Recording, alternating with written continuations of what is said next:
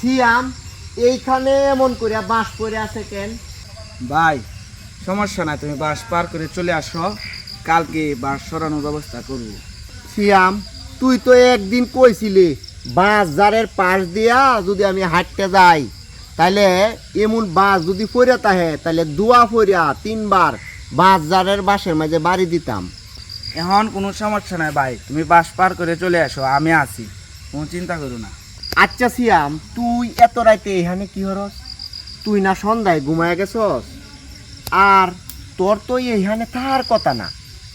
আমি দুয়া পইরা 3বার বাসে বাড়ি দেয়া দেখি কি হয়।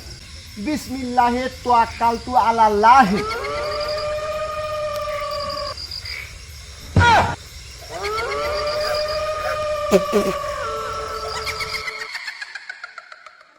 সুবহানাল্লাহ।